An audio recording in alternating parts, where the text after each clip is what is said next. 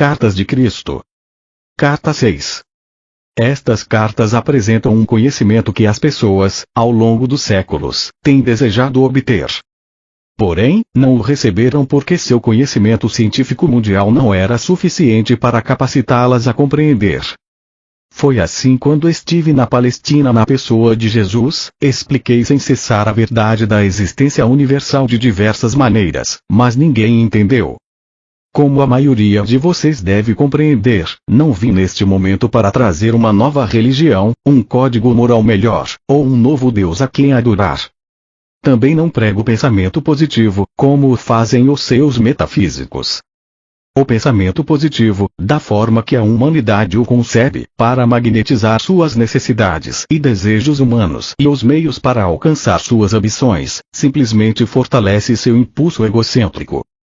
Todas as coisas abençoadas e generosas serão manifestadas em você em sua vida à medida que você compreenda que o universo inteiro é consciência universal transcendente, tornada visível quando ela toma forma material através da atividade do ego. O verdadeiro propósito de sua jornada espiritual é o de livrá-lo da escravidão do ego e o de fazer o mais puro contato com a consciência divina. O seu destino final é o de reconhecer a sua onipresença, tanto dentro de você como também em todas as suas atividades diárias. O seu objetivo espiritual supremo é chegar ao momento espiritualmente elevado em que você finalmente compreenderá que sua mente humana e seus desejos são finitos. Portanto, eles nunca poderão levar você à felicidade e à realização que experimentará quando abandonar a sua individualidade e vier à consciência divina pedindo unicamente pelo caminho mais elevado, pela vida mais abundante e pelo verdadeiro propósito espiritual, que você somente pode cumprir em seu estado terreno. Assim, para ajudar você a alcançar este alto ponto de compreensão, detalharei as origens e função do ego. Enquanto contemplo seu mundo, vejo uma dimensão atualmente controlada pela força do ego. Todas as coisas más em sua decadente sociedade atual, em suas enormes cidades sem a alma, surgem da força do ego. Essa é a fonte de toda a atividade cruel, mentirosa e pervertida que está atualmente em operação em seu planeta. Essa força controla os meios de comunicação, a TV, as famílias e nações, produz as guerras em todo o planeta, cria um miasma turvo de energias de baixa consciência que as entidades espirituais elevadas percebem que é por demais horrível de se contemplar. O seu ego está impulsionando você se sua atual consciência está impregnada pelo amor às posses e por uma incapacidade de compartilhar com os demais, planejando modos de se fazer rico à custa dos outros, roubando, não cumprindo com o trabalho conscienciosamente, não dando valor ao dinheiro que recebe, reclamando, resmungando, permitindo-se criticar, ser sarcástico, julgar, rejeitar, denegrir, gerando inimizade, intolerância, ódio, ciúmes, agressão, impulsos violentos, falsidades, relações desonestas e difamação. Seu ego está no controle e você terá dificuldades para deslocar-se através do miasma da consciência egocêntrica para poder ver a realidade.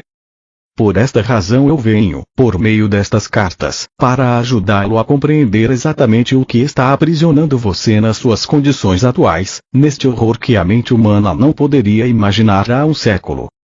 Agora passo a explicar mais detalhadamente o ego. No momento de sua concepção, durante o ato sexual, quando a consciência de seu pai se elevou via espinha dorsal até o alto da cabeça e a tensão atingiu seu ponto máximo, a consciência de seu pai tocou brevemente a consciência divina, criando um relâmpago, uma pequena explosão que ele viveu sob a forma do orgasmo, após o que uma injeção de consciência divina infundiu-se em seu sêmen para dar vida ao óvulo de sua mãe. O momento da união com a mulher e a explosão de tensão no homem no momento do orgasmo, reproduz o momento do Big Bang, quando a unidade da consciência pai-mãe explodiu em energias separadas, e tomaram forma as primeiras partículas elétricas, assim como a matéria aleatória. A consciência pai forneceu a energia de atividade e ímpeto, e a consciência mãe forneceu a ligação para dar forma e substância às partículas elétricas. Estes são impulsos primitivos que dão vida e forma ao homem e à mulher. Quero que você compreenda que a criação não é uma criação de matéria impregnada com consciência. A criação é a forma visível dos impulsos originais, atraídos e reunidos em formas e entidades individuais, todas expressando facetas e combinações diversas dos impulsos originais, em uma imensidade de maneiras diferentes. Portanto, os impulsos originais são a realidade que seus olhos, ouvidos, olfato e tato dizem ser de matéria sólida. Porém, na realidade são impulsos de consciência individualizados com a finalidade de serem experienciados, compreendidos intelectualmente e emocionalmente apreciados. No momento da concepção, quando o sêmen se une com o óvulo e acontece o acasalamento, os cromossomos de consciência masculina se unem aos cromossomos de consciência feminina. Esta é uma união física da consciência do sêmen de seu pai e da consciência do óvulo de sua mãe, projetada pelo divino. E assim, os cromossomos de consciência masculina e feminina levam o gravado padrão genético do DNA do pai e da mãe.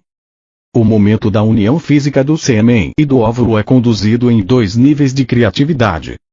A injeção da consciência divina se tornou sua alma corporificada na união da consciência humana do sêmen e do óvulo. O corpo físico foi criado, impulsionado pela consciência pai, mãe, Veda, a qual controlou a atividade e a ligação das células conscientes, produzindo o gradual crescimento e desenvolvimento de seu corpo físico, que é realmente a consciência tornada visível em cada nível de seu ser, e nada mais.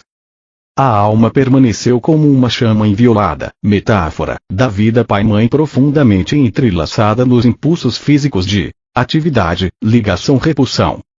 Isso se converteu em sua individualidade e personalidade terrenas. Incorporados nos transcendentes impulsos de vida da consciência divina pai, mãe, esses impulsos de consciência agora se encarregam do processo de criação de sua consciência física e se tornam a força impulsionadora de sua personalidade. Juntos, atividade e ligação trabalham para construir uma célula consciente após outra, segundo as especificações da consciência contida nas moléculas de consciência do DNA.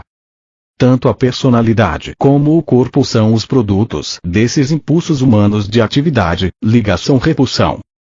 Enquanto a consciência universal permanece para sempre em equilíbrio no espaço, e, portanto, imperceptível nesse mesmo espaço, em frequências vibratórias, os impulsos primitivos de atividade, ligação-rejeição trabalham juntos na dimensão visível, aparecendo aos seus sentidos sob a forma de eletromagnetismo. Tanto a consciência universal como a sua alma permanecem inalteradas no silêncio e quietude do equilíbrio no espaço. A criatividade da consciência terrena toma lugar no espaço-tempo e nas frequências vibratórias variáveis da consciência materializada. Assim, você assume a forma viva e continua a existir em 2 dimensões. Uma invisível, a consciência divina. A outra, visível, é tudo o que o ser humano vivo pode sentir ou compreender, até que o desenvolvimento espiritual eleve as frequências vibratórias de sua consciência humana até o plano espiritual e um vislumbre de entendimento entre em sua consciência terrena. Enquanto este processo de iluminação gradual continua, a consciência humana elevada trabalha então conscientemente, tanto na dimensão invisível quanto na visível. Quanto mais elevadas são as frequências vibratórias da consciência individualizada, mais elevadas e perfeitas são as formas criadas na mente. Quanto mais baixas são as frequências de vibração, mais separadas da perfeição universal do amor são as formas criadas na mente individualizada, totalmente possuída pelo impulso do ego. O ego controla o desenvolvimento do feto desde o momento da união do sêmen com o óvulo. O novo pequeno ser torna-se de imediato o que sente satisfação ou insatisfação no útero, dependendo da sensação de conforto ou mal-estar e do que ocorre à mãe. Quando você nasceu, ao ser separado do conforto do útero que o guardava, seus instintos de sobrevivência, impregnados com o profundo conhecimento original do ser criado existente em cada célula viva de seu corpo, o levaram a respirar e o tornaram consciente de um vazio e de uma perda emocional, que você sentiu como um vazio físico e uma necessidade de nutrição física. E assim nasceu o choro de seu ego. Quando chorava, sua mãe lhe dava de mamar, o que era profundamente satisfatório, tanto física como emocionalmente. Quando suas necessidades eram plenamente satisfeitas, podia voltar a um estado de equilíbrio no sono. Quando você despertava desse equilíbrio, sentia uma sensação de insegurança. O equilíbrio estava agora dividido em conhecimento mental e emocional. Você recordava que sua mãe e seu leite representavam a satisfação da necessidade de segurança, e assim você chorava de novo. Então as suas necessidades eram satisfeitas novamente. Assim se desenvolveram os seus impulsos do ego. Você às vezes chorava, e humanamente decidiam que ainda não era hora de alimentá-lo, deixando-o chorar durante algum tempo. Isso trouxe para você a consciência de que as necessidades nem sempre eram satisfeitas de imediato e que havia a necessidade de se adaptar. Você escolhia a raiva e chorava com mais força, ou escolhia a aceitação. Sua escolha de reação dependia das características do impulso do ego gravadas em sua consciência ao nascer.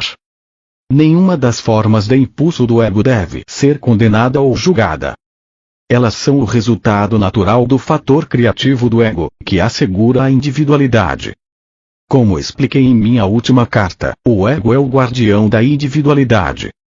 Se você não tivesse sido infundido com esse impulso para chorar pelo que deseja para ser feliz, ou de recusar o que o entristece, você estaria à beira da não existência. Se não saísse correndo ou pedisse ajuda quando estivesse em perigo, poderia morrer. Se não tivesse chorado, exigindo alimento, ao nascer, poderia ter morrido de fome.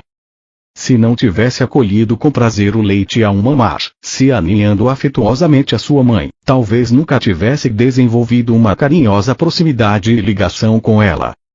Sem o impulso do ego não haveria criação, nem individualidade, nem satisfação das necessidades, nem proteção, nem respostas calorosas e nem amor humano. Sem o impulso do ego não haveria autodefesa, nem autoproteção, nem sobrevivência. Por outro lado, o impulso do ego, o primário do indivíduo, está gravado somente com a necessidade de autossatisfação e de sobrevivência. Durante a infância, o do ego é governado pelo que você gosta e pelo que não gosta, pelos desejos, pela recusa do que não quer e pelos hábitos formados na constante repetição dos sentimentos. Os maus hábitos se estruturam sob a forma de respostas inaceitáveis do ego às experiências pessoais e ao ambiente, e são gravados no inconsciente, ou no subconsciente, onde permanecem ocultos. Eles surgem em padrões repetitivos de comportamento, quando a memória de circunstâncias e modos de comportamento anteriores, inconscientemente, trazem-nos à mente. Então, a mente subconsciente e a mente consciente começam a trabalhar juntas para desenvolver a personalidade. Grande parte do comportamento se torna comportamento condicionado e é muito difícil de mudar. Quando a pessoa está inconscientemente programada com fortes hábitos egocêntricos de pensamento e comportamento, e encontra dificuldade para viver com os outros em harmonia, essa pessoa dirige-se a um psicólogo para que a ajude a desvendar a complexidade de seus problemas mentais e emocionais. A dor e o sofrimento que surgem da concordância ignorante com os impulsos do ego persistirão, até que minha verdade da existência seja plenamente compreendida e os princípios geradores da vida tornem-se um guia consistente dos hábitos de pensamento e de respostas às experiências da vida. A Igreja descreve esta dificuldade humana como tentação de Satanás. Não se trata disso. Este é um processo natural causado por reações incontroladas diante da vida, provocadas pelos impulsos do ego, cujo único propósito é o de trazer felicidade e contentamento individual, satisfação da necessidade, ou intimidade, independência, segurança, paz. Tudo direcionado para a sobrevivência. Deve entender-se que não há nada de mal no impulso do ego. Ele é o instrumento necessário da criação. É o indivíduo por si mesmo quem provoca os desequilíbrios na vida, ao dar ao impulso do ego pleno controle de sua personalidade, sem pensar ou ter consideração por outras pessoas.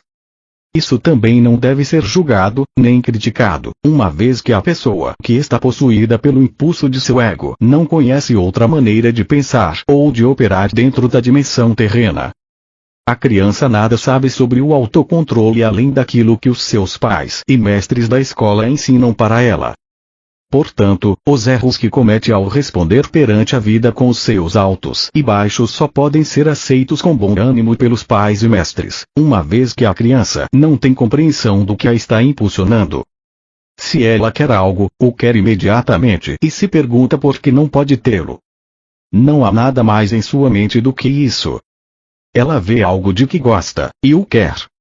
É cruel dizer a uma criança bruscamente: não, não pode tê-lo. Isso insulta e agride o seu sistema inteiro. Desde a mais precoce infância, o processo de educação da criança deve iniciar-se com lógica e confiança, afirmando seu direito de sentir-se seguro em seu ambiente. Seu sentido de segurança deve ser desenvolvido pela explicação da maneira correta de expressar os seus desejos. É o amor, e não a irritação ou a raiva, que deve escolher as palavras que expliquem à criança por que não pode ter o que quer. A criança escutará a mensagem quando for dada com amor. Quando for dada com impaciência, provocará seus impulsos do ego mais profundos e começará a assumir a forma de ressentimento, aberto ou oculto, ou um sentimento de frustração profundamente arraigado, que fere o ego, reduzindo o sentido natural de valor próprio da criança. Uma criança necessita possuir este sentido natural de valor pessoal, que não deve ser subjugado ou destruído. É necessário que os pais e os mestres sinalizem à criança, muito claramente, que as outras pessoas do mundo também têm necessidades, seus direitos sobre suas posses, seus desejos de paz e prazer. Ninguém, criança ou adulto, tem o direito de perturbar outra pessoa com a finalidade de obter a sua própria satisfação. Se uma criança bate em outra e isso a faz chorar, é natural que a criança agredida, pelo impulso de seu ego, queira reagir de volta. Ela está programada para defender-se do outro. Isso requer que pais e mestres ensinem às crianças que a vingança em um conflito somente o aumenta, trazendo mais dor para cada criança e, por esta razão, a vingança não tem sentido algum. O melhor é optar pelo riso e contornar a situação. E em lugar de permitir que continue na mente a irritação e a dor, é melhor levar o problema à consciência divina em oração, pedir que a dor seja removida de sua consciência, e buscar um modo de reconciliação. É necessário também ensinar a criança a tirar tempo para compreender que ela e a outra criança são igualmente nascidos do momento divino. Quando uma criança é espiritualmente receptiva, pode converter em hábito o processo de identificar sua afinidade espiritual com as outras crianças e com todo ser vivo, e reconhecer que os direitos dos demais são iguais aos seus próprios. Assim ela terá recebido o maior dom espiritual possível. Desta maneira, enfraquece-se o impulso do ego pela prática e aplicação diária do amor inspirado, enquanto o original da criança permanece forte e seguro de si mesmo. Deve-se ensinar à criança os benefícios do riso, que descreverei e explicarei em uma das próximas cartas. Portanto, o ensino qualificado e sensível é absolutamente necessário para levar a criança a considerar os direitos dos demais como iguais aos seus próprios direitos. Esta é a lei espiritual que deveria predominar no lar e nas escolas. Qualquer outra lei que julgue as circunstâncias é defeituosa e sem equilíbrio. A melhor instrução dependerá, não da vontade do professor e da atitude de porque eu disse e pronto, mas de uma referência sistemática, em cada circunstância, ao amor fraternal e aos direitos iguais para todos. Ao mesmo tempo, uma criança não deveria ser doutrinada no autossacrifício, uma vez que este tipo de cuidado deve ser desejado e originado somente das percepções e objetivos espirituais do indivíduo. O autossacrifício nasce da iluminação espiritual, do seguir um caminho mais elevado, do negar o pequeno eu a fim de eliminar as barreiras do ego que obstruem a capacidade de sintonizar-se com a universalidade da consciência divina. O verdadeiro e iluminado autossacrifício leva a consciência espiritual às alturas da alegria. Não há nenhum tipo de sentimento de perda. Para descrever melhor a realidade da alma e do ego, quero que você junte as mãos, com as pontas dos dedos, tocando as pontas dos dedos e os punhos juntos, deixando um espaço entre as mãos em forma de concha. As mãos representam a concha da consciência humana de uma pessoa, o ego. O espaço entre as mãos representa corretamente a alma, nascida da consciência Pai-Mãe-Vida no momento de sua concepção. Enquanto para os sentidos humanos isto aparenta ser nada, isto é, na realidade, uma ramificação da totalidade e da integridade da consciência divina, da qual todas as coisas criadas se originam. Suas mãos, com o espaço no meio, representam o eu. Suas mãos, direita e esquerda, representam duas potentes forças do impulso magnético do ego. Elas representam as forças de ligação, rejeição, mas ao mesmo tempo, elas são a representação das energias físicas que a ciência conhece como magnetismo, ligação e repulsão.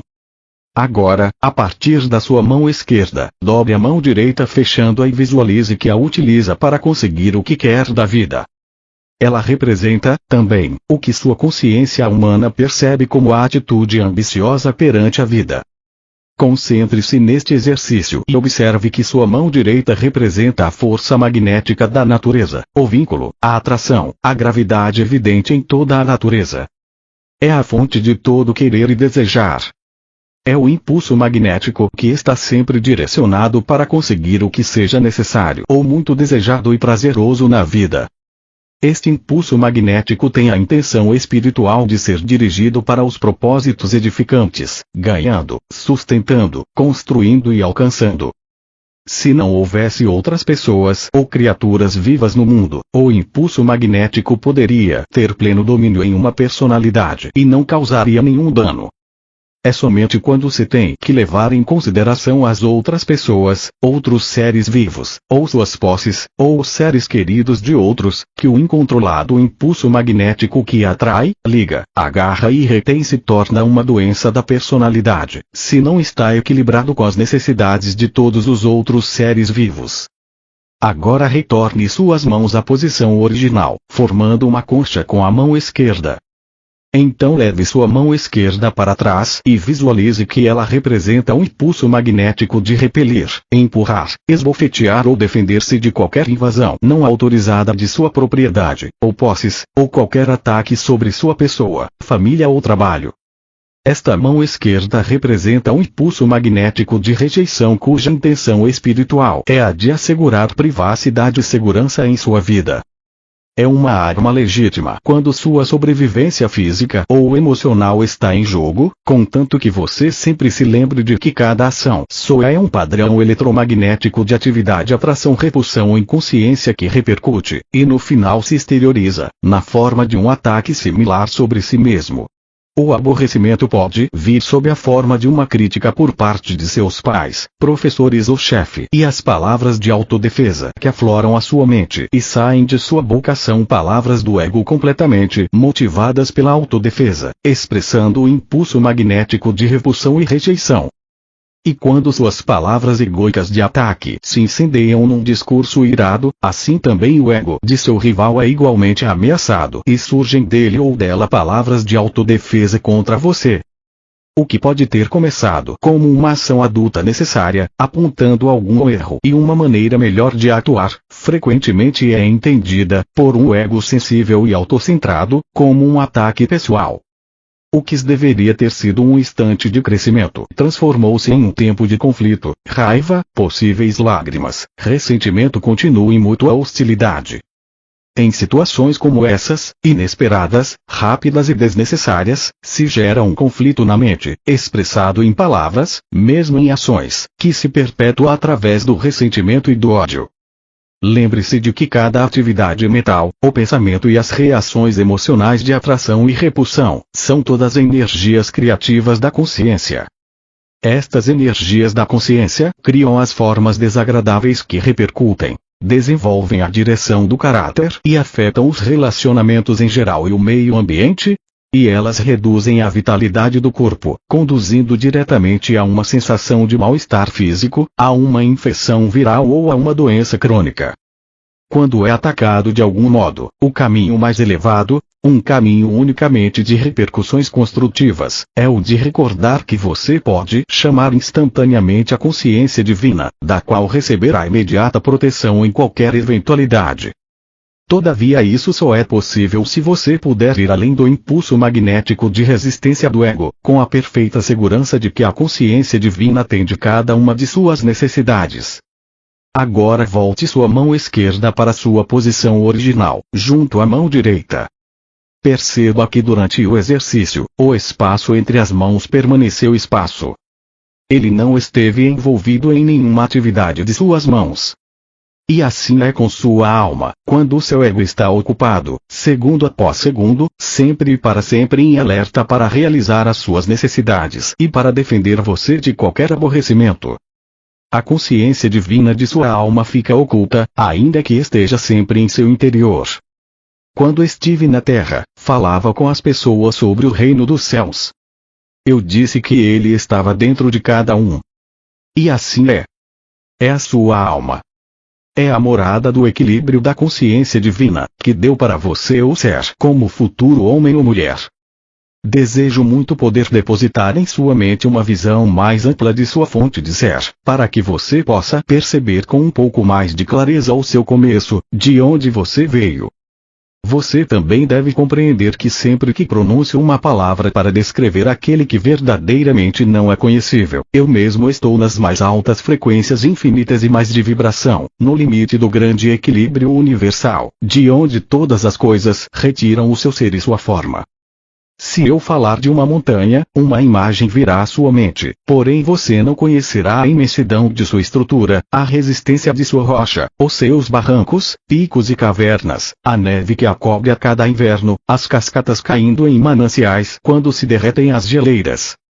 Para que você tenha um vislumbre da grandeza da montanha, eu teria que entrar em uma descrição detalhada de cada canto e recanto.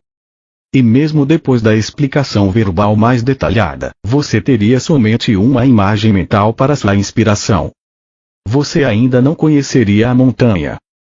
Se eu falar de um furacão, posso trazer à sua mente a imagem das árvores dobrando-as em direção à terra, arqueadas pelos fortes ventos, os muros desmoronando, as vigas quebrando, os ladrilhos e telhados voando, janelas destroçadas, carros virados e grandes árvores arrancadas.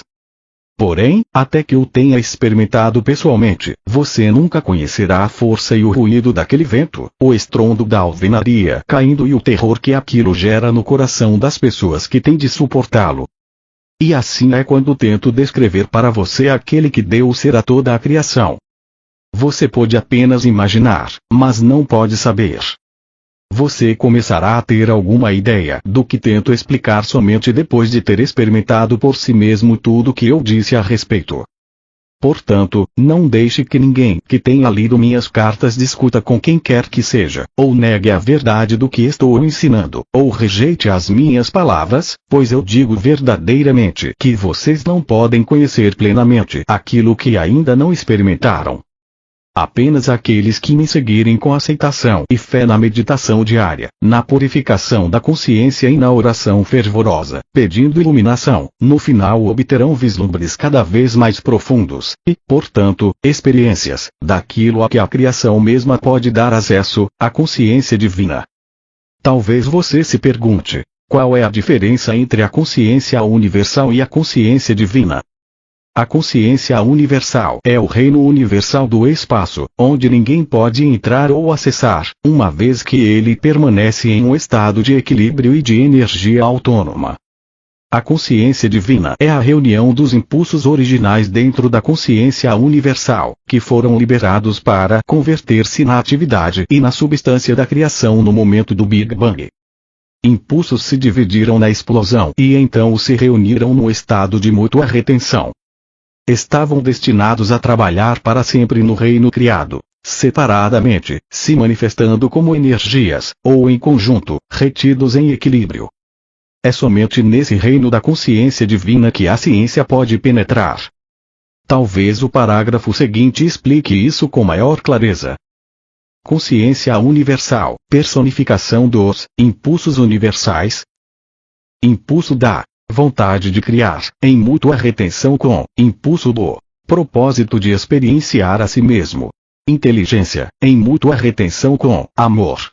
Impulso da vontade inteligente, em equilíbrio com impulso de propósitos amorosos. Tendo dado esta descrição da consciência universal em palavras intelectuais, você não estará mais perto de poder apreciar a sublime magnificência e grandeza do poder, nem da beleza, da alegria, da harmonia, do êxtase contido na cor e som, muito além de sua dimensão.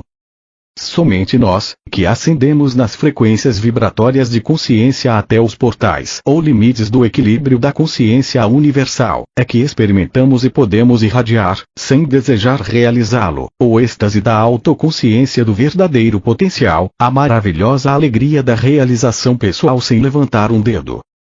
Uso este último termo como uma metáfora, uma vez que, mesmo mantendo a minha individualidade, sou ativo apenas em consciência e já não sou, de nenhum modo, físico, não tenho sido desde a minha contínua ascensão espiritual em outras dimensões, depois de minha morte na cruz. Talvez você se pergunte como é possível que impulsos universais tão enormes estejam em um estado de equilíbrio. Eles estão em um estado de igualdade e mútua retenção. O impulso do amor atrai e nutre, sustentando e mantendo sob controle a vontade criativa e ativa. Só posso explicar este fenômeno usando estes termos simples. Se colocar a palma de uma mão em cima da palma da outra, com as pontas dos dedos de cada mão tocando o pulso da outra mão, e tentar separá-las, ao mesmo tempo que as mantém firmemente apoiadas uma sobre a outra, terá alguma ideia do significado de equilíbrio ou retenção mútua. Além disso, você deve compreender que ainda que as mãos estejam aparentemente expressando um fenômeno físico, na realidade são governadas e expressam impulsos que se originam em seu cérebro. Seu cérebro pode ser o veículo para expressar ideias conscientes, impulsos, mas, na verdade, o impulso é a realidade de todo movimento de todo tipo, e não o cérebro físico, que é simplesmente um instrumento de expressão de tais impulsos. Tenho trazido a você apenas uma narração intelectual da consciência universal. Como posso descrever para você o poder latente, a magnificência da reverência, o êxtase, a felicidade radiante, o absoluto estado de satisfação, paz e harmonia de seu ser? Ainda que você possa contemplar e compreender que desta imensidão de consciência o universo inteiro tomou vida e forma, você não poderia perceber mais que um elétron da vasta, incomensurável alegre realidade que é a consciência universal. Para compreender integralmente a natureza da criação, as razões pelas quais o ego funciona como o faz e porque as entidades criadas sentem os impulsos que sentem, deves entender que a natureza e a qualidade da consciência universal são alegria radiante, realização, felicidade. Isso é o que eu chamei de o reino dos céus dentro de você, dentro de sua alma, dentro dos recessos mais profundos de sua psique, que é o intermediário entre o esplendor de sua alma e a sombra do próprio ego. Voltar a esse estado transcendente de glória, beleza, felicidade e harmonia do ser é o anseio mais profundo de sua alma. Esse anseio constante, essa recordação inata e inconsciente de equilíbrio e paz, felicidade e harmonia é o que impulsiona o ego, através da psique, a manipular o ambiente em seu favor. Seu firme propósito é o de trazer você de volta ao estado original de glorioso êxtase, do qual se formou sua alma, seu ser e sua forma. Porém, o ego pode conquistar a alegria e prazer desejados somente por meio dos dois impulsos magnéticos emocionais de ligação-rejeição, que são apenas impulsos materializados para dar a você a sua individualidade. Portanto, o anseio inato de reunir-se à fonte do ser se experimenta nos parâmetros eletromagnéticos do pensamento e do sentimento como mais e mais daquilo que deu a você uma sensação prazerosa anteriormente. Mais amigos, casas, carros, roupas etc. Cada vez que o mais é conquistado, isso provoca uma pequena sensação de satisfação, talvez uma exibição perante os vizinhos para enaltecer a felicidade. Marca-se um ponto e tem-se um pouco mais de satisfação, e logo a novidade passa, a nova posse se torna trivial, os sentidos se acalmam novamente, em equilíbrio, e começa o cansaço mental, a rotina se torna monótona e aborrecida. Para gerar um pouco de vida, o ego encontra outro objetivo a ser alcançado, para proporcionar excitação e prazer. E assim, a vida é uma perseguição sem fim de satisfações pessoais de diversos tipos, deixando a alma oculta, mal nutrida, insatisfeita, ainda ansiando por algo mais. Mas o que é que o meu eu mais profundo está desejando? Você se pergunta em desespero. Quando uma pessoa consegue entender a verdadeira fonte de seu vazio e de seu contínuo anseio interior de ter mais daquilo que me fez sentir bem antes, e começa a meditar para fazer contato com aquele que lhe deu ser, um pouco de equilíbrio divino se filtra através da consciência humana. O vazio começa a diminuir. Se, de fato, tal pessoa vislumbra algo do eterno e do verdadeiro objetivo da vida, o desejo de mais posses acabará por morrer de morte natural. O desejo por mais posses será gradativamente substituído por uma sincera apreciação do que já tem num sentido de contentamento constante. Através das experiências e intervenções milagrosas ou das atividades da consciência divina em sua vida diária, a consciência humana se eleva enormemente e aprende que suas necessidades diárias são satisfeitas da melhor maneira. Aumenta-se a fé e a alegria se intensifica. Por isso tenho dito: não vim para ensinar você a pensar positivamente para atrair ao seu redor as coisas que quer e necessita. Vim expressamente para levá-lo de volta ao reino dos céus. Entretanto, não é somente por desejar mais posses que sua alma se encontra presa em sua morada secreta. O ego também utiliza o impulso emocional magnético de repelir, rejeitar para assegurar sua individualidade, privacidade e segurança. Esse impulso assume diversas formas projetadas para dar uma sensação de superioridade, ou elitismo, que o protege de pessoas que você considera indesejáveis, ou que tenham menor posição social que você. Esse impulso egocêntrico é praticado continuamente e acredita-se que é perfeitamente aceitável, mesmo nas igrejas. A verdade é: quando a alma começar a ganhar um pouco de controle sobre o impulso do ego, ela repreenderá a personalidade humana por seu egoísmo e exclusividade. Ela exigirá da psique adotar o amor incondicional e a crença na universalidade e na unicidade de todas as pessoas, não importando quem sejam. Quem sabe, agora, você possa entender mais facilmente como e por que a criação de sua individualidade, por meio do ego, formou a grande cápsula dos impulsos físicos, que produziu e encerrou sua consciência humana, criando tanto sua forma física como sua personalidade humana. Uma vez que governa sua mente e emoções, pensamentos e sentimentos, ela impede você de fazer contato com a fonte de sua vida e com sua alma. Seu verdadeiro propósito na vida é alcançar o domínio do seu ego, estendendo seu pensamento e sentimento para aquele que você percebe estar por trás da criação, pedindo continuamente por iluminação. Este é o primeiro passo que uma pessoa deve dar em direção àquele glorioso momento em que fará contato com o divino e, em seguida, prosseguir, através de uma contínua purificação do impulso do ego, até o retorno a esse estado celestial onde nasceu sua alma e de onde procede a sua individualidade. E como se deu a criação da individualidade?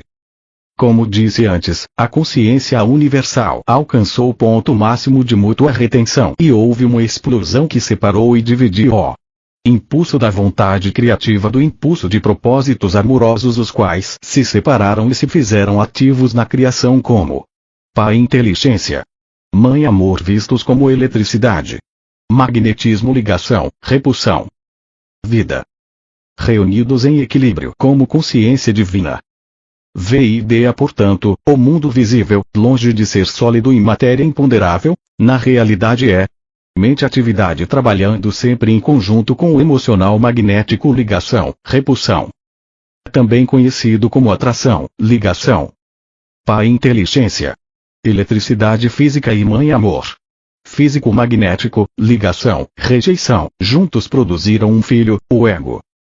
Este impulso da individualidade nasceu e tomou forma consistente e inalterável dentro das energias da criação, para assegurar que as várias forças elétricas expressas como prótons e elétrons e o resto do grupo de partículas descobertas com excitação pela ciência não escapassem voando ininterruptamente em um distante estado sem forma, mas que fossem contidas e controladas pelo impulso magnético, ligação, rejeição da mãe amor, para chegar à manifestação de uma forma.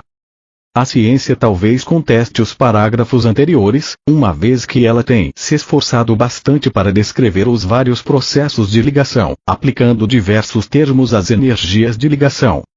A ciência é bem-vinda para nomear as energias de ligação ou atração com a terminologia que desejar, porém permanece o fato de que essas energias tomarão forma do grandioso e primordial impulso da Mãe Amor, cuja função primordial de consciência é a de dar forma à individualidade. O impulso do Pai Vida Inteligente fornece o ímpeto elétrico para a criação. O impulso da Mãe Propósito Amoroso proporciona a ligação para reter o ímpeto elétrico e colocá-lo sob controle na individualidade. O impulso da Mãe Propósito Amoroso proporciona também o impulso repulsão, rejeição para assegurar a sobrevivência da individualidade. Este é o processo da criação. A ciência só pode se aproximar da criação como espectadora. Ainda que seus embaixadores sejam humanos e experimentem a vida neles mesmos, a mente humana somente pode observar o que foi criado. Não se pode entrar nos processos íntimos da criação, ocultos na matéria e nos campos mais básicos de energia. A ciência nunca será capaz de apontar o fator motivador décimo, a partir do qual surgem as energias que controlam a criação da forma individual. Porém, o que a ciência tem a dizer sobre a criação tem pouca importância para você como indivíduo. A ciência não mudará nem um pouco seu estilo de vida, sua saúde, seu ambiente, seus sentimentos pessoais e conquistas. O que você precisa saber, e o que vim expressamente explicar, é como escapar do impulso egoísta possessivo protetor que foi dado a você pelo ego, para assegurar sua individualidade e sobrevivência e sua aspiração inata para retornar à alegria e felicidade da qual surgiu a vida de toda a criação. Esta é a razão pela qual vim originalmente à Terra e por que venho neste momento, para fazer algo que nenhum cientista jamais poderá fazer para você, ajudar sua alma a emergir dos confins de seu impulso egocêntrico e lançá-la em um novo programa de vida para os seus pensamentos e emoções, que expressará diretamente a vida da consciência Pai-Mãe que foi injetada em você e em toda a humanidade no momento da concepção. Em virtude do próprio ego possuir o ímpeto elétrico da atividade, criatividade, e os impulsos magnéticos emocionais de ligação, rejeição, o que quer que nasça do impulso do ego através de seus pensamentos, sentimentos e ações estará carregado de vida física eletromagnética que reproduzirá formas de vida idênticas, que serão finalmente materializadas na vida do ego criador. Essas formas criadas não se manifestam apenas como experiências, mas também perturbam o funcionamento dos processos físicos do seu Criador e são a origem dos desconfortos físicos, dos vírus ou das doenças. Assim, é causa de grande alegria quando a alma emerge da consciência humana encapsulada pelo ego, pois a consciência espiritual ascendente criará as condições harmoniosas e vivificantes que ela guarda na consciência. Por outro lado, é causa de tristeza quando a consciência humana está submetida ao controle do ego, produzindo aborrecimentos e atribulações nas experiências da vida e na condição física em si. Portanto, digo: se você não gosta de seu mundo, tem o poder dentro de si para mudar as suas condições de existência, exatamente onde você está, se tiver a fé e a vontade constante para fazê-lo. Repito de outra maneira para ganhar sua atenção. Se você continuar no nível atual de pensamento e funcionamento humano, somente experimentará seu nível atual de existência humana. Você será obrigado a trabalhar duramente por uma vida mesquinha, marcada por inúmeros problemas, tais como pobreza, saúde precária e vícios, imobilizado pelo medo desmoralizante e exposto a ataques mal intencionados de todo tipo. Suas condições atuais o sobrecarregarão até que você compreenda como mudá-las. Esta é sua oportunidade de ouro para assumir as rédeas de sua vida como nunca o fez antes, tomando o controle de seus pensamentos e emoções, seus impulsos elétricos e magnéticos, que são molde de suas experiências futuras. Pois você é como um ceramista que possui argila e diariamente molda vasilhas e utensílios para seu uso.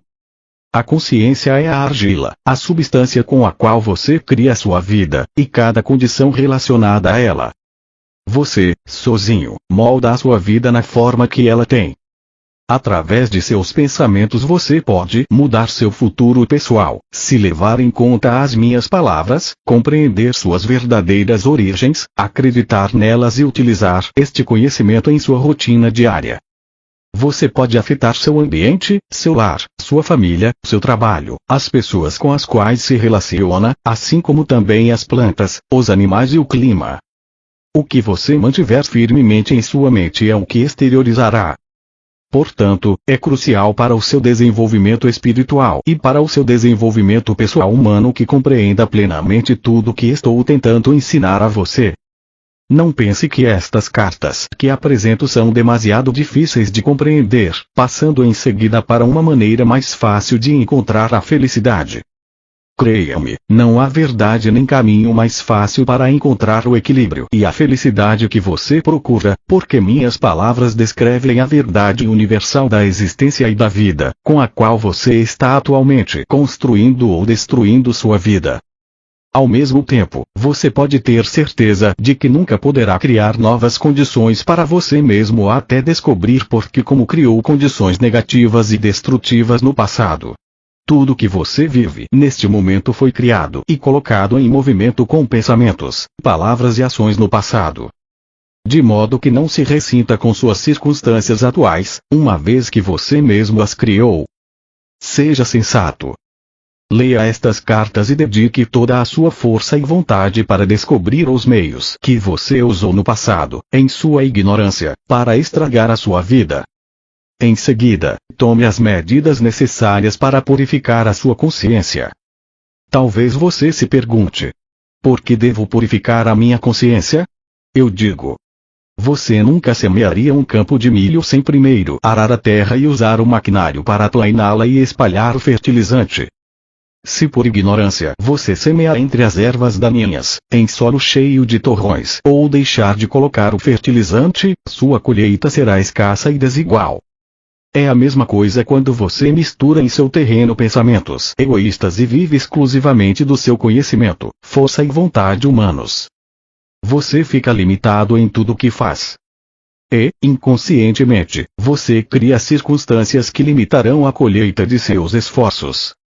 No momento em que você perceber de onde realmente veio, busque o poder sobre o qual pode se apoiar para que possa realizar todas as coisas em sua vida, e tome medidas urgentes para limpar as ervas daninhas. E assim, purificando o solo de sua consciência, atrairá o poder que impregnará e fará prosperar as suas experiências e atividades diárias.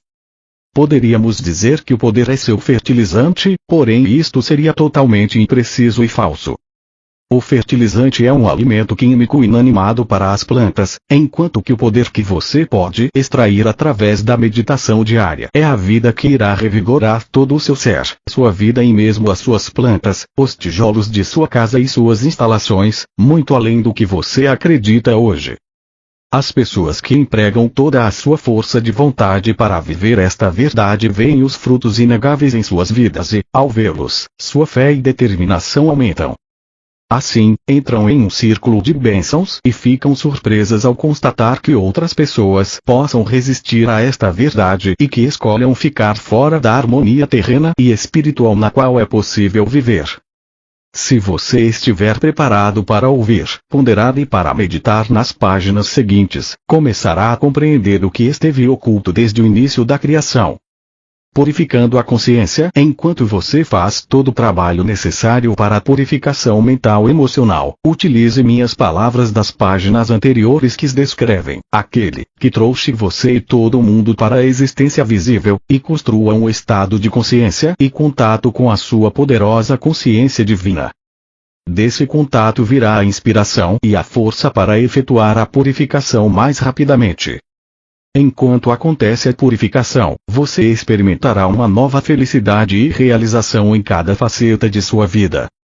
Você também receberá instruções inspiradas para sua vida diária, seja durante a meditação ou como um raio de luz em sua mente quando está em paz e pensando em algum assunto rotineiro. Se não descartar ou rejeitar estas instruções e segui-las, fiel e cuidadosamente, estará dando seus primeiros passos para converter-se, finalmente, em um grande semeador e colhedor de ideias criativas de muito êxito em seu ambiente. Tudo que estiver conectado com você florescerá e prosperará. Tudo responderá e o abençoará com nova vida. Se você se disciplinar em meditar diariamente com dedicação inalterável, finalmente começará a sentir uma resposta e influxo daquele que é Deus é, e as palavras que você utiliza ganharão um novo sentido. Elas serão preenchidas com a vida universal. Você ficará cheio de alegria e extremamente contente, porque então saberá que o poder é real, ativo em sua mente e em sua vida. Você começará a contar, cada vez com mais confiança, com o poder que começa a manifestar-se em seus assuntos. Você vai querer atrair outros para o seu estado de harmonia abençoada, pois os outros notarão e farão perguntas a você. Você estará experimentando um novo amor fraternal e vai querer compartilhar com os demais o que o faz feliz. Nunca será demasiado insistir nesta verdade. A necessidade de meditar, uma vez que muitas pessoas deixam a busca e a autodisciplinada escuta diária, antes de ter purificado sua consciência totalmente e de ter chegado a esse estado de purificação interior tão necessário para estabelecer um perfeito contato com a consciência universal, a fonte de seu ser. Quando você faz contato, coisas que parecem milagres acontecem. Isto é o poder universal começando a tomar forma e se desenvolver em sua alma, corpo, mente, coração e circunstâncias de vida. Eu digo a verdade, você pode confiar em minhas palavras sem reservas. Se você perseverar, chegará um momento em que realmente sentirá o contato e saberá que o fez. Então terá alcançado um momento mais crucial em seu desenvolvimento espiritual humano. Durante algumas horas, muitas almas se sentem elevadas e alegres, antes que as preocupações diárias se intrometam em suas mentes e elas racionalizem a experiência, explicando-a em termos humanos. Não faça isso, pois perderá o que foi dado a você. Você atrasará em grande medida seu progresso espiritual. Se você lê estas palavras e tem medo de acreditar nelas, ou acredita que são insensatas, ou sente que perderá o prestígio se acreditar nelas, estará produzindo uma forma criativa em sua consciência, que negará qualquer resposta construtiva que você poderia ter tido originalmente, ao ler esta carta. Então, eu digo, aprecie seus momentos de fé, conserve os seus momentos especiais de contato com aquele que Deus é, acredite neles e guarde-os firmemente em sua consciência e gradualmente você elevará sua consciência espiritual às alturas, até uma grande visão interior e uma grande alegria. Eu repito, não deixe estas cartas de lado. Não posso insistir bastante na necessidade de pensar nelas, recordar o que dizem. Se não as recorda, volte a lê-las outra vez e outra vez, até que tenha ficado gravadas em sua consciência. Quanto mais você meditar nelas diariamente, mais elas ficarão claras em sua mente e terão um significado cada vez maior para você.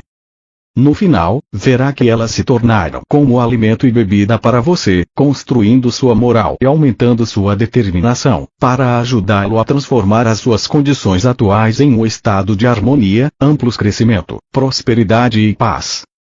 Grande será sua inspiração e alegria quando você se der conta de que a imensidão daquele que lhe deu ser é um poder radiante, de êxtase sublime, que está além de sua capacidade de sonho e imaginação, é a realidade. Ele é a fonte do ser, a fonte de tudo o que você vê em seu mundo vivo natural e em muitos níveis de existência que estão além daquele no qual você habita atualmente. Quando estiver recebendo abundantemente a consciência divina em sua mente, em você mesmo, em cada faceta de sua existência, então começará a ver a enorme diferença. Você voltará a rememorar os momentos de estresse e infelicidade e verá que, gradualmente, as limitações de sua vida terão dado lugar a grandes bênçãos. Isto se torna um processo contínuo em sua vida. Mantenha seu coração firme. Verdadeiramente sou eu, o Cristo, quem está chegando a você e ao mundo através deste canal e destas cartas. Quero deixar especialmente gravada em sua mente a maneira como tenho feito declarações nas páginas anteriores para elevar seus pensamentos a um nível mais alto de consciência, descrevendo os benefícios que você tem ao trabalhar para elevar sua consciência, desfazendo-se das tendências negativas mencionadas no início desta carta. Quero que você compreenda inteiramente que vi somente para ajudá-lo a desfazer-se dos pensamentos e emoções indesejáveis, impulsionados pelo ego, que atualmente controlam sua mente. Também estou aqui expressamente para encorajá-lo e ajudá-lo, sim, para ajudá-lo a desenvolver em sua mente e coração todos os pensamentos e emoções baseados no amor, que o colocam em harmonia com a consciência divina. O meu propósito mais urgente e amoroso é o de tirar você das sombras da existência nas quais atualmente habita, e levá-lo para o sol da iluminação espiritual que espera por você quando controlar os impulsos do ego, e torná-lo unificado com sua alma e o Pai, Mãe, Vida, entrando na harmonia do amor incondicional para todos. Portanto, eu repetirei a lista de características negativas expostas nas primeiras páginas desta carta. Quero que as leia com cuidado e que observe suas próprias reações e sentimentos, conforme as passa vagarosamente em revista. A crítica, o sarcasmo, o julgar, o denegrir, o gerar inimizades, a intolerância, o ódio, os ciúmes, a agressão, os impulsos violentos, os roubos, as falsidades, as relações desonestas, a difamação. Como começar a desfazer-se de qualquer destas distorções, que você sabe que são parte de sua consciência? Não se envergonhe demais ao olhá-las, uma vez que você é um ser humano e nasceu sob a influência destas características do ego. Assim, não tenha medo nem fique excessivamente desencorajado ao enfrentá-las. Dê o primeiro passo com total honestidade, e anote-as em uma folha de papel. O segundo passo é pegar o papel, deitar e colocá-lo sobre o peito. Feche os olhos e recorra em pensamento à realidade divina, a fonte de seu ser que, você já deve compreender agora, é seu procriador amoroso, seu verdadeiro Pai, Mãe espiritual, que irradia generosamente e de maneira contínua e consistente, amor incondicional de Pai, Mãe. Dê a você um tempo para aquietar sua mente até que sinta que está se movendo além de sua própria consciência. Peça ajuda com fé sincera e espere uma resposta imediata, uma vez que está operando em consciência, para tirar, dissolver e superar os falsos e desnecessários impulsos de rejeição, próprios do ego, em todos os dias no futuro. Com emoção, deixe claro ao seu Pai espiritual ou realidade divina, e portanto para você mesmo, que já não quer mais estas atitudes negativas egocêntricas em sua consciência. Peça inspiração e poder para esforçar-se em evitá-las ou negá-las, deste dia em diante. Ao fazer isto, você está criando uma nova forma de consciência, que agora começa a infiltrar-se e a substituir sua consciência atual. Sua intenção torna-se agora sua realidade. As antigas características negativas que estão escritas em seu papel e foram levadas a seu Pai espiritual, agora estão no limbo de rejeição da sua consciência. Esta rejeição consciente também é um meio pelo qual você atrai o poder divino à sua consciência, para ajudar você a fortalecer sua resolução e para recordá-lo de descartar qualquer impulso que possa trazer à tona novamente as características rejeitadas. Portanto, como provavelmente você percebe, a rendição e a meditação colocam em movimento um trabalho invisível na consciência, o qual será possivelmente inconsciente até que mais tarde você se dê conta de que as características desapareceram. Eu sinceramente desejo que você realize várias vezes esta meditação, utilizando o papel com as suas características. Cada vez que o fizer, atrairá outra injeção de poder do Pai, Mãe, Vida e Consciência, para o seu propósito de superar e eliminar as forças e formas indesejadas de consciência. Quando estas se dissolverem, não mais atrairão para as suas circunstâncias de vida as sombras negativas e infelizes que antes o atormentavam. Você estará percorrendo um caminho mais elevado, que o conduzirá à liberdade. À medida que você progride, perceberá pequenas faltas de consciência em sua mente e coração, que antes nunca pareceram ser erradas. Quando isso acontecer, deve passar pelo mesmo procedimento de anotá-las e levá-las com toda a fé ao seu Pai espiritual. Agora, há ainda uma coisa que você deve fazer para completar esta reconstrução de sua consciência. Em lugar de crítica, sarcasmo, julgamento, rejeição, calúnia, inimizade, intolerância, ódio, ciúmes, agressão, impulsos violentos, roubos, falsidades, relações desonestas e difamação, deve escrever em um papel, se possível em letras douradas, para dar um sentido de beleza e brilho aos atributos, às qualidades brilhantes da consciência divina que deseja possuir e expressar no futuro. Para estar em perfeita harmonia com sua realidade divina, seu Pai espiritual, cada atributo será alicerçado no amor incondicional e promoverá o bem mais elevado de todos. Pois você já não buscará humilhar os outros para sentir-se maior e mais seguro de si mesmo. Sua consciência inteira estará voltada para a afirmação dos outros e para a construção de tudo o que estiver ao seu alcance. Você buscará nutrir, alimentar, ensinar, proteger, manter e satisfazer as necessidades dos outros e buscará amorosamente estabelecer ordem no caos das ações insensatas. Tendo escrito suas aspirações douradas na folha de papel, de novo deite-se e recorra à sua realidade divina, pedindo que os impulsos preciosos, a natureza do divino, se estendam gradativamente pela sua mente e coração e que se tornem a sua própria consciência. Quando isto ocorrer, sua alma será como um pintinho, bicando e bicando até romper a casca do ovo, para sair para o enorme e maravilhoso mundo e reunir-se com a mãe galinha, que espera pacientemente que seu filhinho a encontre.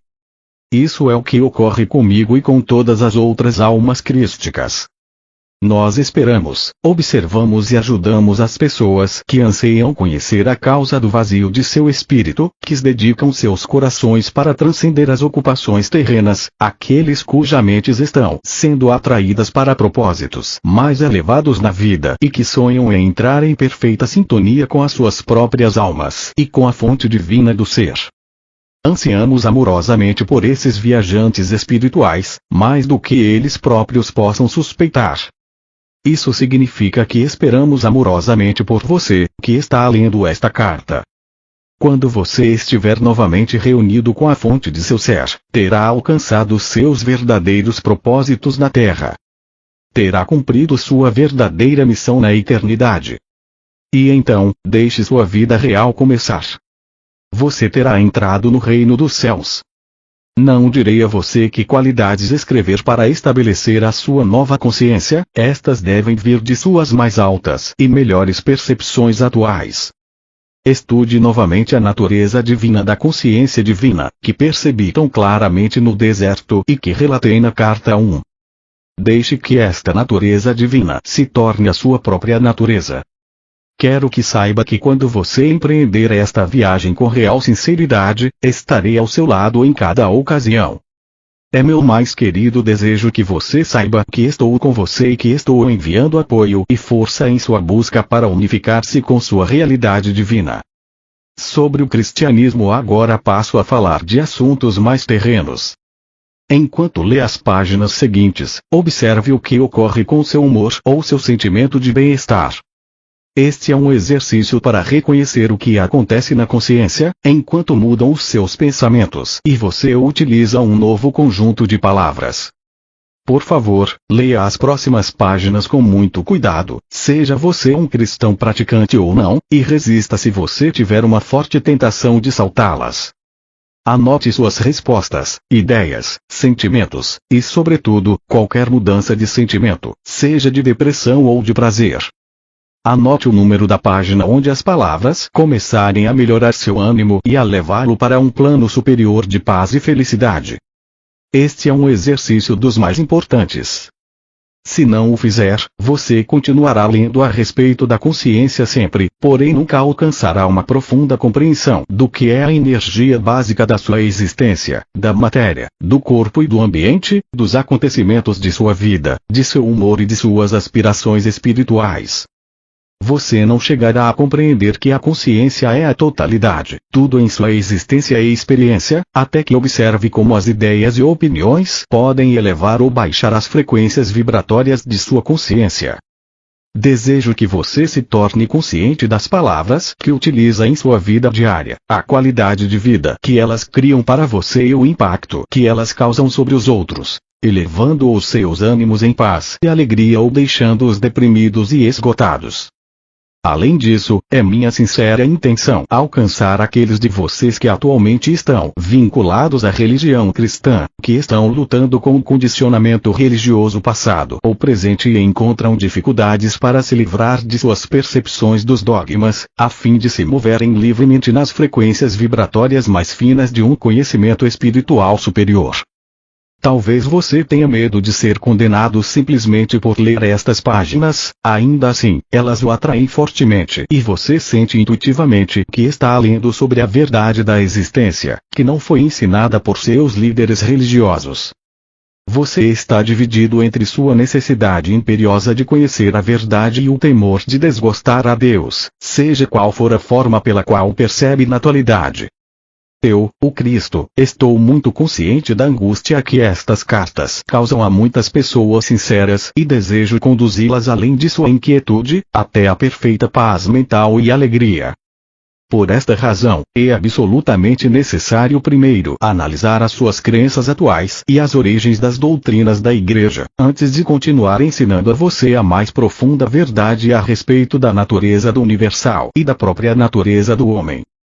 Para compreender completamente as origens da doutrina cristã, você deve voltar no tempo até o começo do judaísmo, e aí encontrar as racionalizações da mente humana, que lutava para definir em palavras o que sentia intuitivamente que era a provável fonte do ser. Você, que está lutando para livrar-se dos mitos passados e crenças errôneas, deve agora por si mesmo alcançar a clara percepção, e compreender, a fundamental diferença entre a crença da Igreja e a verdade da existência que estou presentemente tentando explicar. Enquanto não puder discriminar a origem e a forma de suas crenças atuais, você não será capaz de liberar-se completamente das ilusões de seu condicionamento religioso passado.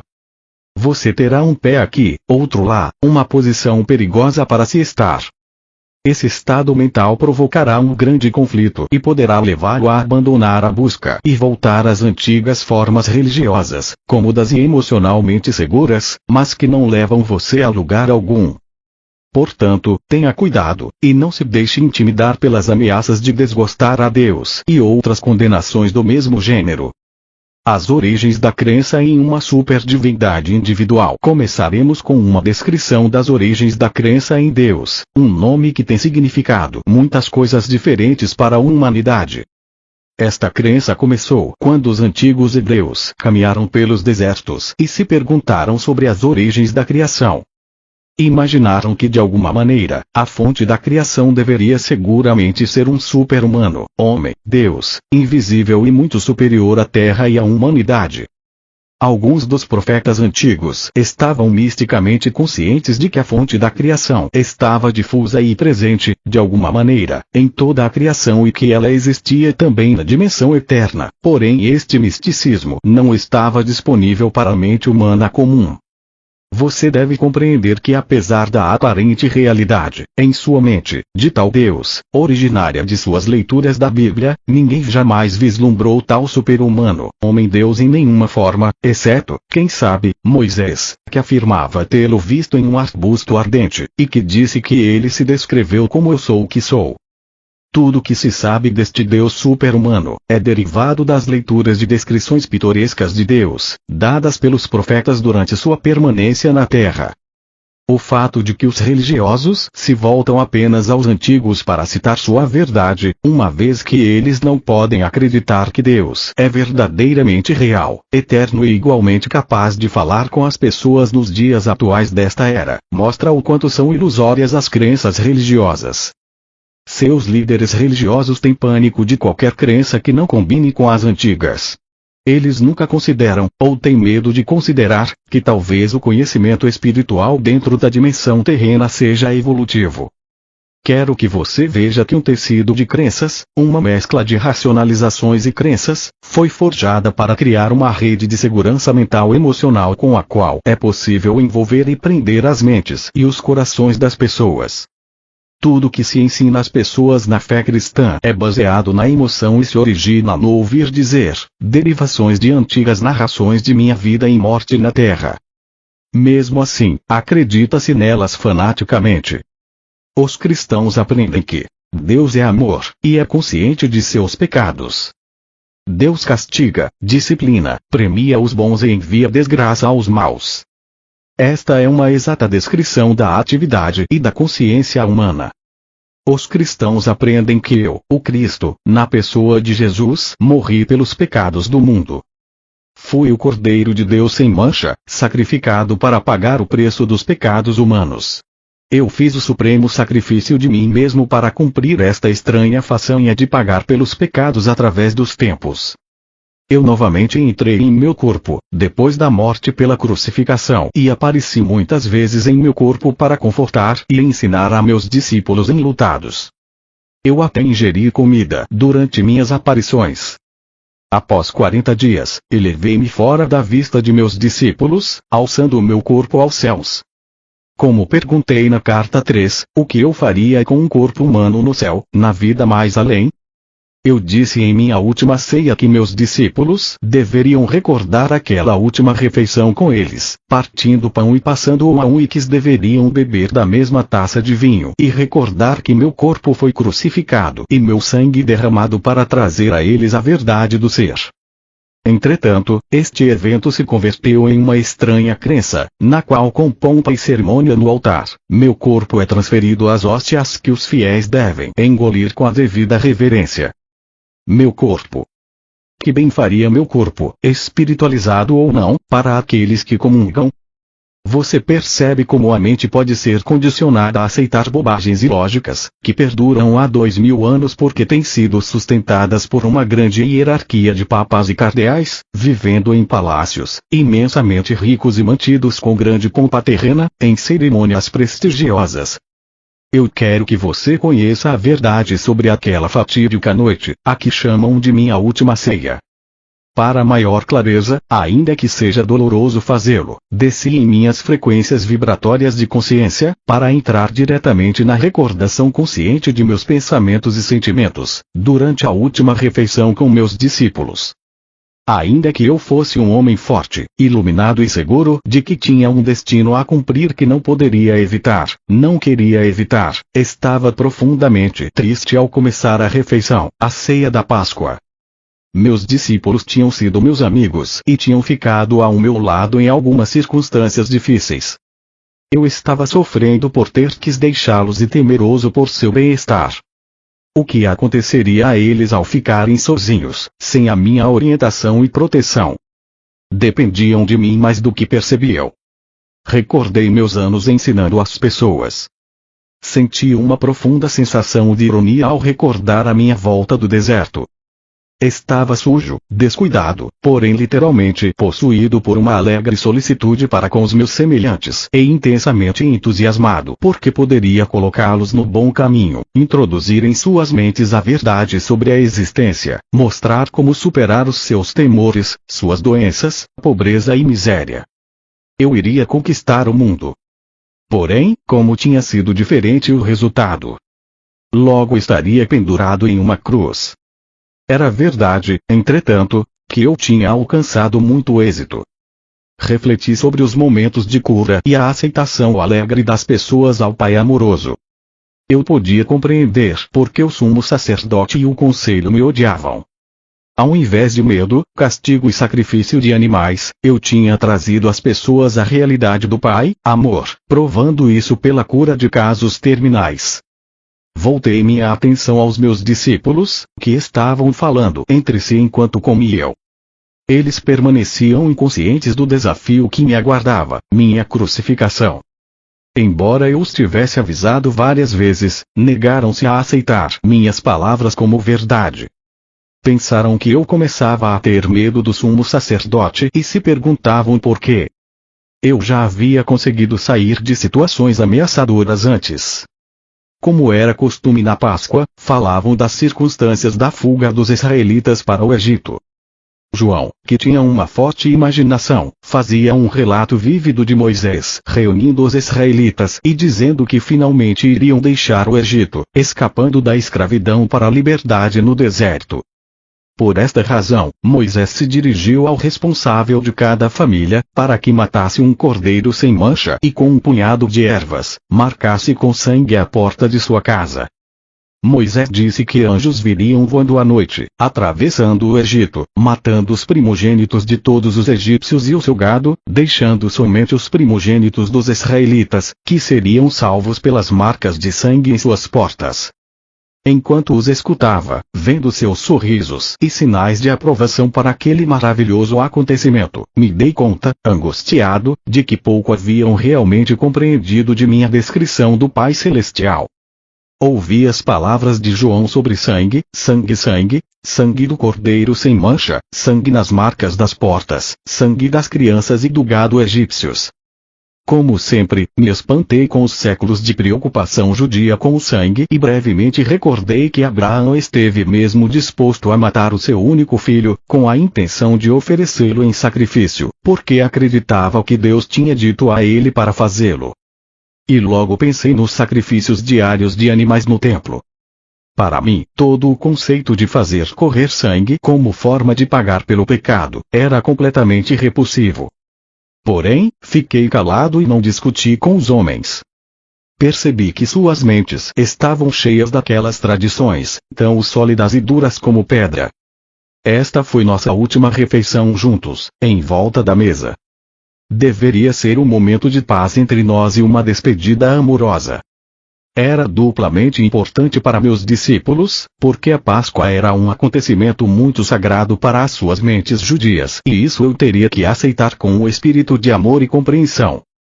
Antes daquela noite, eu não havia celebrado a Páscoa, uma vez que a tradição me desgostava.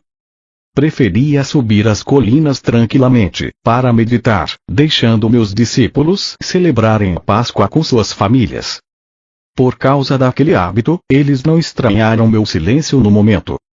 Eu estava meio recostado, meio sentado, incapaz de relaxar como costumava fazer, tenso, contraído, compassivamente caloroso para com meus discípulos, ainda que aborrecido com eles. Perguntava-me como poderia deixar para estes seguidores sonolentos e confusos, um sinal efetivo como recordação, algum ritual que trouxesse de volta às suas mentes confusas, tudo que eu estava tentando ensinar. Eu queria sacudi-los e tirá-los daquela fixação pelo sangue. Enquanto escutava a conversa sobre Moisés e seus atos milagrosos, me ocorreu que se eles estavam tão preocupados com sangue, então eu daria sangue a eles, para que se lembrassem de mim. Inclinei-me sobre a mesa, peguei o pão e parti em vários pedaços, dizendo bruscamente: eu sou como seu cordeiro pascal.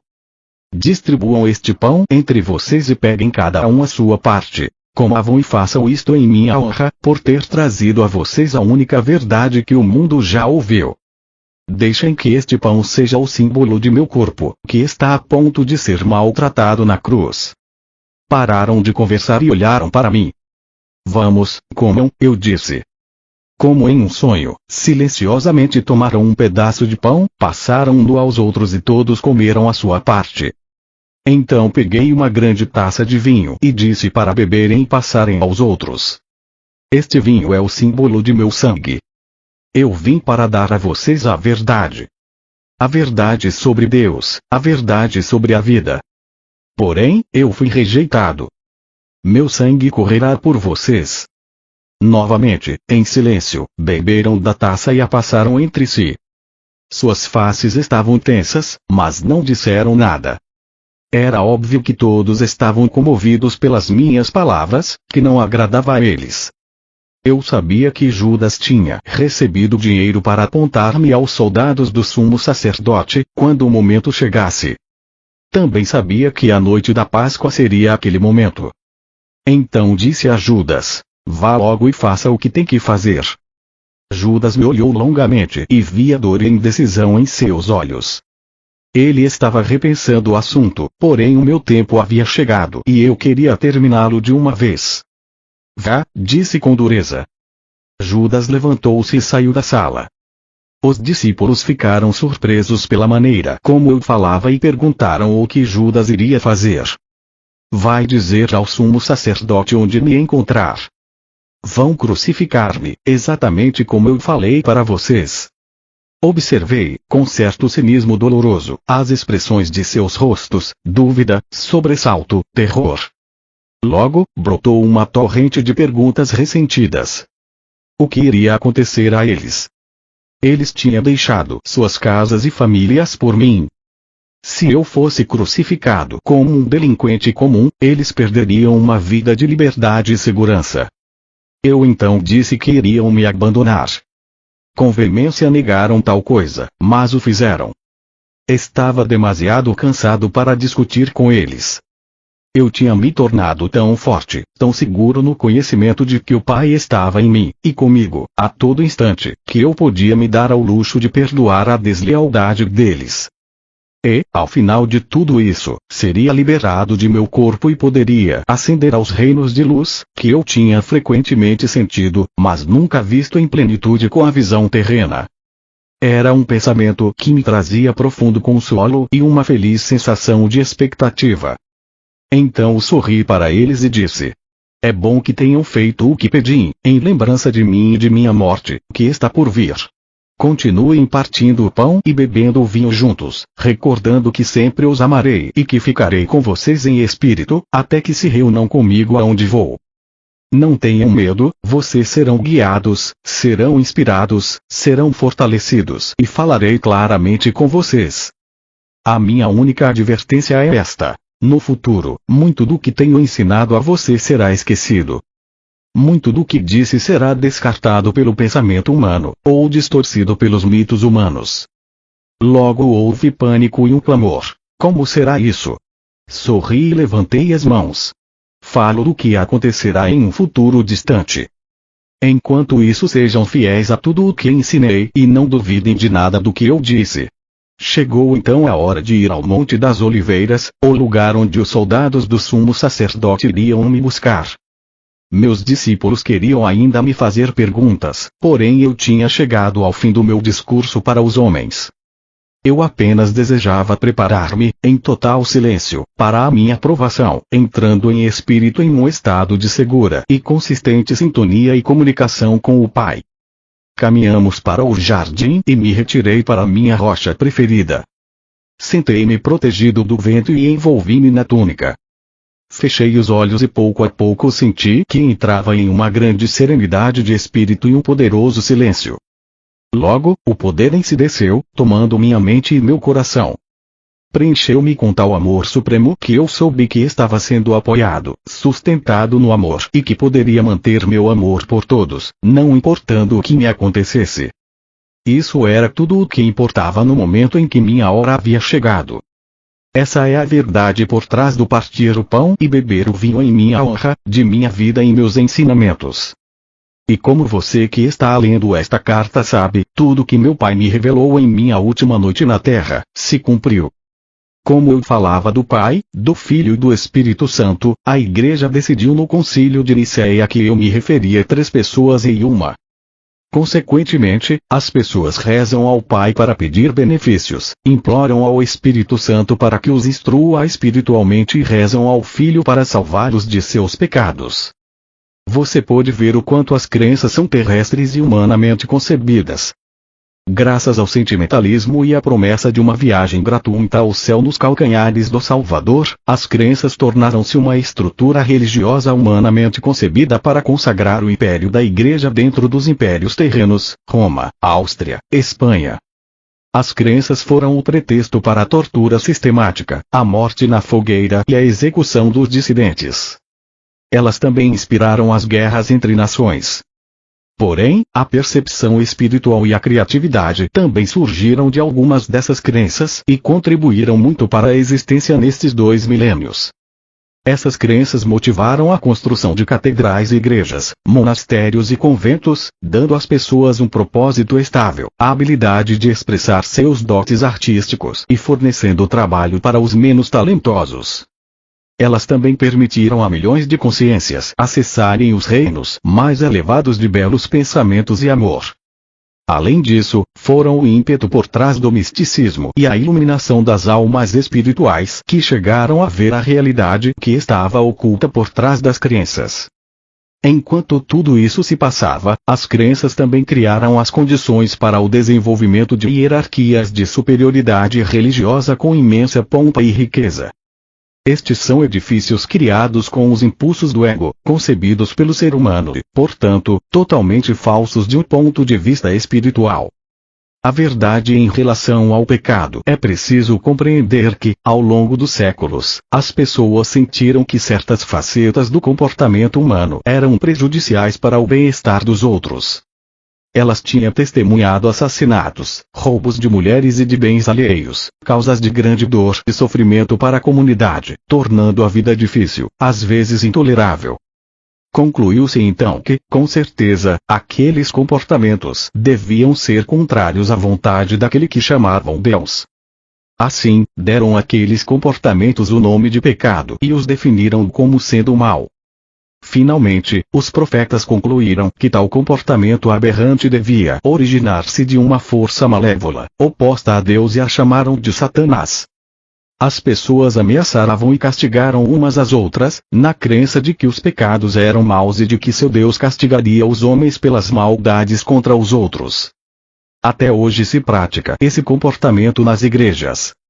Os líderes religiosos tentam controlar as pessoas pelo medo. O conceito de pecado contra Jeová, o eterno e infinitamente poderoso Criador, era um hábil e poderoso método de controle das pessoas. As crenças da igreja são uma trágica farsa de tudo o que tentei ensinar às pessoas na Palestina. Moisés foi o primeiro que consagrou a crença no pecado e no castigo, na forma dos 10 mandamentos. Moisés disse que Deus deu a ele os 10 mandamentos e que, se os israelitas os desrespeitassem, teriam que sofrer o castigo. Em alguns casos, isso significava a morte por apedrejamento. E ensinou que, se desrespeitassem as leis, estariam pecando contra seu Deus. A verdade exata é que Moisés foi ao monte para rezar, pedindo um meio para controlar os israelitas rebeldes. Em resposta àquela oração, recebeu por inspiração os 10 mandamentos, dados a ele para ajudá-lo em sua tarefa de dirigir os israelitas, sem perigo, em sua jornada no deserto, com um menor grau de confusão. Religiosos aceitam e creem de todo o coração em um Deus que, segundo dizem, instruiu Moisés a engajar-se em comportamentos agressivos e massacres, ao conquistar a terra prometida. Esta era uma terra bela e produtiva que foi arrancada sem piedade de um povo trabalhador, assassinado aos milhares. Isso foi considerado como a coisa certa a fazer, uma vez que Deus tinha prometido para eles uma terra bela na qual se estabeleceriam. Até hoje, os religiosos creem que, como Deus falou com Moisés, deve ter sido Deus quem decretou o derramamento de sangue. Em sua Bíblia há muitas descrições semelhantes e horrendas sobre guerra e derramamento de sangue e são consideradas permissíveis, justas e corretas, porque se acreditou que Deus ordenou a eles ir para a guerra contra os gentios. Você pode perceber na história dos judeus o desenfreado impulso do ego, no qual inclusive Deus é usado para isentá-los de toda responsabilidade. No momento de exaltação do próprio poder, tornou-se permissível e justo ignorar os 10 mandamentos e realizar um extermínio em massa. Eles acreditavam não estar cometendo nenhum pecado, pois o massacre tinha sido ordenado por Deus. Que Deus! Você pode perceber porque era necessário que eu nascesse na Palestina e vivesse entre os judeus, em um esforço para ajudá-los a ver que suas crenças e práticas tradicionais eram totalmente contrárias à natureza da consciência divina, que verdadeiramente havia dado a eles o ser. Através dos séculos, os homens lutam com o conceito de pecado. Muitas pessoas sinceras ficam aflitas com a maneira pela qual ofendem a Deus e rezam pedindo o seu perdão.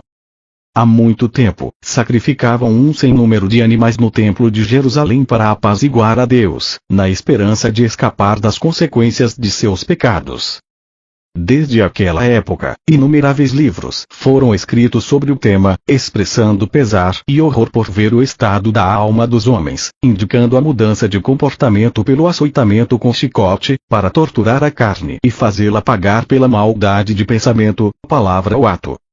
Muitos desses livros foram aplaudidos pelos cristãos em toda a Europa e guardados em arquivos de instituições religiosas. Esses livros prendem as pessoas à antiga personagem de Jesus, pregando a salvação do homem do castigo de seus pecados, por meio de minha morte na cruz. Como já expliquei, estas crenças são fisicamente impossíveis e contrárias aos fatos da criação. Nenhuma divindade superior exige o pagamento pelos pecados. Este é um conceito inteiramente humano e pagão. Qualquer tipo de derramamento de sangue, com o propósito de realizar ritos religiosos, é paganismo. O que a Igreja Cristã tem apresentado aos seus seguidores é uma versão glorificada do paganismo. Quando as pessoas tornam outras infelizes, de um modo ou de outro, estão criando seu próprio futuro em retorno. Não como retribuição, mas como uma atividade consciente de criação. Portanto, é uma questão de urgência combater fortemente estas crenças no pecado e na salvação por minha morte na cruz, e a substituição, pela compreensão espiritual que está sendo fornecida a você nestas cartas.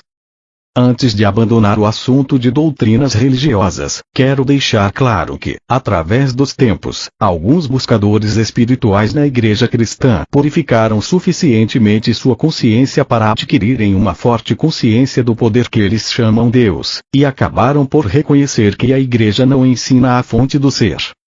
Porém, somente uns poucos evoluíram espiritualmente o suficiente para irem além dos parâmetros das crenças religiosas e sentirem o influxo do poder, uma vez que a grande maioria das pessoas só pode conceber a verdade por meio de uma terminologia terrena. Eu, o Cristo, tenho que dizer que até este momento, nenhum dos santos nem sequer vislumbrou a realidade da criação e a verdade por trás do comportamento humano, como eu estou apresentando agora para você. Sem dúvida chegou o momento em que deve ser dita a verdade sobre o pecado e o comportamento humano, e o que as pessoas estão presentemente fazendo ao mundo e a si mesmas, com a condição de que você tenha abandonado completamente os mitos seculares da doutrina religiosa e esteja agora ansioso, receptivo e de boa vontade, abrindo completamente seu coração às realidades da existência. Se não for assim, então o que tenho a dizer não terá nenhum sentido para você. Acredite-me, você não pode misturar as suas velhas crenças religiosas com a verdade da existência. Se tentar fazê-lo, pode estar seguro de que não estará vendo a verdade, mas apenas a sua própria adaptação do que pensa que aprendeu com estas páginas. Se você continua a busca pela verdade da existência, mas permanece em um estado de divisão de convicção, pode continuar a buscar, mas com um grande custo para se despedaçado pela indecisão, pelo medo e por uma contínua incapacidade de perceber o verdadeiro significado do novo ensinamento. Suas percepções e evolução serão parcialmente obscurecidas por mensagens originárias do antigo condicionamento de sua mente consciente e subconsciente. Talvez você não perceba a enormidade de tal problema neste momento, porém é um problema enorme porque as suas profundas crenças atuais são a sua verdade atual, sobre a qual você constrói a sua vida. Elas são a sua realidade. Suas convicções e crenças fortemente enraizadas podem ser completamente ilusórias, porém se você crê inteiramente nelas em seu subconsciente, elas se tornam absolutamente reais para você. Mesmo que estas novas ideias que contradizem as suas crenças possam chamar a sua atenção, a sua consciência estará dividida e trará a você tremendo mal-estar e angústia. Lembre-se, a sua consciência é o tecido com o qual você elabora a sua vida. Este tecido de consciência é a base de cada resposta sua, para cada coisa que ocorre em sua vida mental, emocional e física. Sua consciência é sua realidade. Esta afirmação pode expressar-se de duas maneiras e ambas são a verdade de sua existência. Sua consciência cria sua realidade, sem distinção de quais sejam os feitos de sua vida terrena.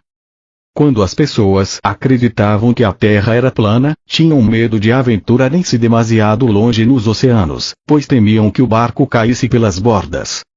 As pessoas que acreditavam em uma Terra plana viviam segundo essa crença. Quando Galileu disse que a Terra era redonda, foi considerado um herege, porém sua percepção da circularidade da Terra permitiu que os marinheiros adquirissem uma nova visão do mundo e empreendessem viagens para descobrir o que havia do outro lado do oceano. Foi necessária uma mudança de suas crenças para tornar isso possível. Você está em uma situação semelhante com respeito a estas cartas. Aqueles que as desprezam e as ridicularizam são como as pessoas que acreditavam em uma terra plana e que tinham medo de cair pelas bordas, se navegassem demasiado longe de seu ambiente conhecido. Seus horizontes são seriamente limitados por suas falsas crenças. Assim, os horizontes daqueles que creem que o mundo é sólido, também são severamente restritos. Dia após dia, lamentam e se afligem pelas desgraças que desabam sobre o mundo, crendo que não existe nenhuma escapatória. Porém, as pessoas que puderem captar e dar as boas-vindas à verdade da consciência que atualmente estou apresentando ao mundo serão como aqueles que perceberam que poderiam viajar sem limites pelos oceanos, em todas as direções, com a condição de que tivessem a vontade de empreender tal viagem. Portanto, seu estado de consciência é o que você deve considerar como o mais importante em sua vida, não as suas relações, posses ou posição na vida. Cuide de sua consciência e todas as bênçãos, em todos os aspectos de sua vida, virão a você. Por meio de sua consciência, você se alimenta de amor, harmonia, alegria e beleza interior, até em um beco de um bairro pobre. Com tal consciência, você será removido das ruas do bairro pobre para um ambiente mais compatível com seu estado interior. É assim que se sai de circunstâncias desagradáveis. Com base em tudo o que foi dito, você deveria agora ser capaz de ver que somente você cria a qualidade de seu mundo interno, esteja em uma prisão ou no comando de um navio. E pode melhorar seu ambiente, irradiando sobre ele a força da vida que anima o seu pensamento. E mais uma vez, sua consciência é a sua realidade, não o seu marido ou esposa, filhos, lar, jardim, posses, títulos, lugar de trabalho ou amigos. Pois, seja qual for o lugar que as pessoas e suas posses ocuparem em sua consciência, bom ou mal, esse lugar é apenas a sua percepção pessoal sobre eles. A realidade dessas pessoas não é verdadeiramente conhecida por ninguém. Ninguém tem acesso à bondade inata oculta em um caráter aparentemente negativo. E também ninguém pode suspeitar dos impulsos e desejos ocultos de um ser humano aparentemente bom. Sua vida externa se apoia apenas em sua consciência. Ela não cria ou determina, nem pode fazê-lo, suas respostas conscientes. Você é o criador de suas respostas. Seu tipo de criação depende inteiramente de suas mais profundas percepções e crenças a propósito da existência. Além do mais, você pode, a qualquer momento, escolher desmantelar gradualmente o seu antigo mundo interior, com a finalidade de criar um reino interior mais harmonioso de amor crescente, vitalidade e alegria, ainda que os seus objetos exteriores, pessoas ou posses, continuem sendo os mesmos. O poder espiritual do tecido de sua consciência irradiará para o exterior e será absorvido pelas pessoas, plantas, tijolos e cimento, por tudo o que o cerca nas imediações. Ocorrerão mudanças e melhorias claras em tudo que está no seu ambiente. Este é seu destino nesta vida, ou em vidas futuras, chegar a esta plena e completa realização. Quando isto acontecer, você colocará o pé no caminho da maestria de si mesmo e então gradualmente avançará para tornar-se um verdadeiro mestre de seu mundo de consciência humana, interpenetrado e assistido pela consciência divina. Eu, o Cristo, recomendo a você esta carta. Eu o pus na plena posse de alguns dos fatos importantes da criação, que permitirão que você transcenda o ego, o guardião de sua individualidade, e volte à universalidade do ser, da qual você realmente veio. Você tem em suas mãos os meios pelos quais pode entrar no amor, alegria e realização pessoal incondicionais. Lembre-se de que eu disse a você que anseio pelo progresso do viajante espiritual. Enquanto avança pelo caminho que tracei para você, haverá momentos de confirmação de que estou de fato com você em sua jornada. Você o verá, conserve sua fé nisso. Em todo momento, eu o sustentarei no amor divino, pois sou amor divino em ação. Acredite nisso, e encontre descanso em minha consciência que o envolve.